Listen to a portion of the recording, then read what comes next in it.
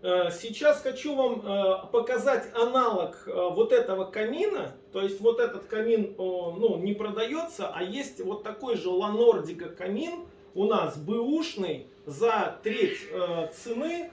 И в чем его преимущество? Что он пиролизный, он двойного горения, то есть у него в 2 раза дольше горят дрова, а в данном случае вот эти ну, пеньки, да.